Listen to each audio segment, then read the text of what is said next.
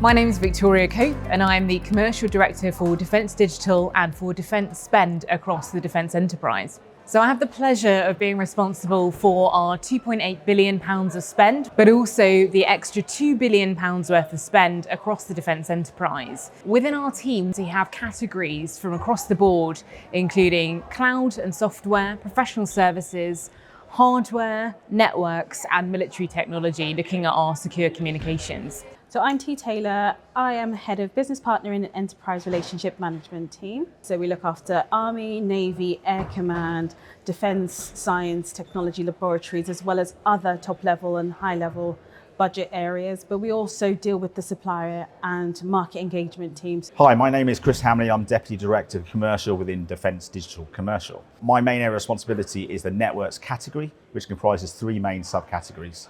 The first of which is fixed networks, all things local area network, wide area networks, and broadband services. We then have the telecoms category, all things fixed voice, mobile, and conferencing services. And we have strategic services, which is a combination of niche services and radios in that category as well. Hello, my name's Angela Johnson. I'm the Head of Commercial for the Military Technology category. In Miltech, we cover procurement for everything that is space, and Taxis, which is tactical and communication and information systems. Hi, I'm Nick Barris, Deputy Director Commercial, Head of Professional Services in Defence Digital. My team basically takes care of bringing in all of the professional services that we require in Defence Digital and also more widely across Defence. Hi, I'm Dina Kakaris. I'm the Deputy Director for Software and Cloud Services and also the lead on Commercial X. Under software and cloud services sit a number of subcategories. One is cyber and crypt key. The other is mission information exploitation, where it looks at areas like medical services, but also a huge portfolio in the defence intelligence community.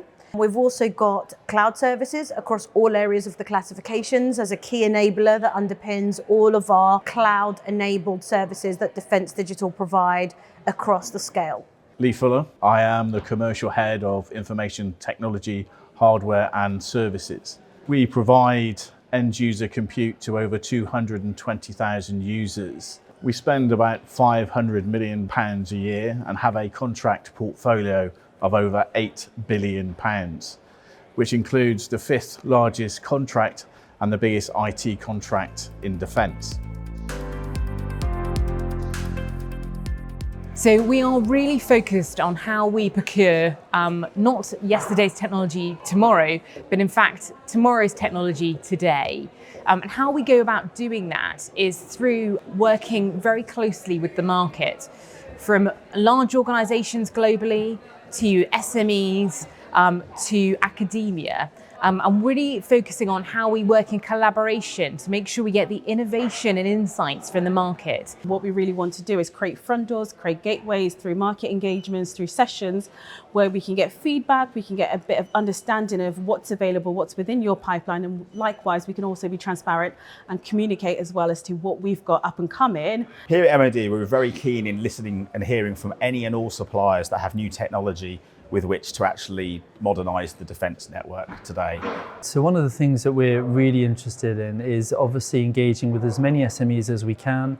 New entrants to defence is really important. We want to have a healthy defence market, and obviously being able to kind of engage and come and meet with us and talk to us is really important. So you can do that directly. Obviously there's also through DIPS the ability to engage with these consortia who've got established relationships across defence, and to work with them and join those consortia at any point in time. One of the things that industry can help us deliver is really remove areas of division within our entire workforce. So it's really easy right now to engage separately across all different areas of defence, all of the commands and the delivery agents, but actually from a Defence Digital perspective, in order to drive coherence, we do need our industry partners to help bring information back into the centre, which will allow us to make really good business decisions when it comes to acquisition.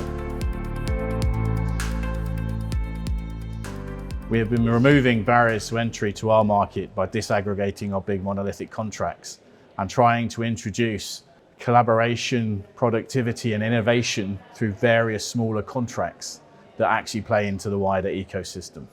We know it's not always easy to navigate defence, to work with defence. The new regs are coming out as well, which are also designed to make life a lot easier.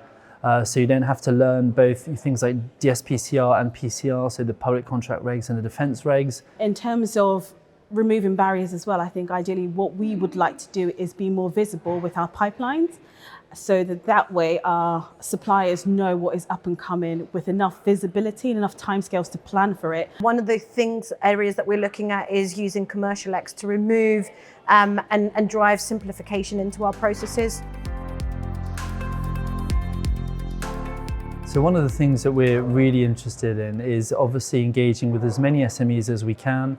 New entrants to defence is really important. We want to have a healthy defence market, and obviously being able to kind of engage and come and meet with us and talk to us is really important. One of the things that I'm really excited about this year is our real push towards automation and making sure that anything that is repeatable, we can use technology, and therefore any capacity is unlocked to make sure that our people are focused on value-added services. Most recently, we've actually held the first cross-government space category day. Its aim is for us to actually have a single space category working collaboratively cross-government, and most importantly to have a one government approach so that we can actually engage you as our industry partners. Anyone and everyone, I think we're quite keen to include, especially with small, medium business enterprises, because that is where the niche technology is coming up. Having that early market engagement is absolutely fundamental to shaping our commercial thinking as we go forward, and allowing the technology roadmaps for defence to be formed in a way that is right for defence now, but in particular is right for the defence outcomes of the future.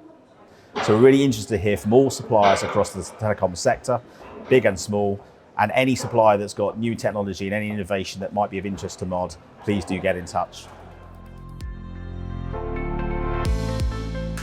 Sustainable procurement is absolutely fundamental to what we try and achieve in defence and in government, in fact. We have the pleasure of the Social Value Act being enforced from 2021 within government. And in defence, we are rolling that out as part of normal business for all of our procurements over 10 million. And in fact, we're trying to do that for all of our procurements in totality, because it's absolutely critical that we don't just deliver the right outcomes for defence, for the taxpayer, but also for the communities we operate in with regards to the delivery of social value. Digital and tech has a unique footprint in the social value space, and in particular around the sustainability angles with the compute and power that we require in order to operate our systems, both within the UK and globally. So how can you help with that? For us, it's about you bringing your insights forward as a supplier to us about what you already achieve in that sustainability space, and helping us to raise the bar on what we're achieving already as a market sector, raising that bar and looking at the impact that every single one of our contracts can make to improving the social value outcomes for the defence sector.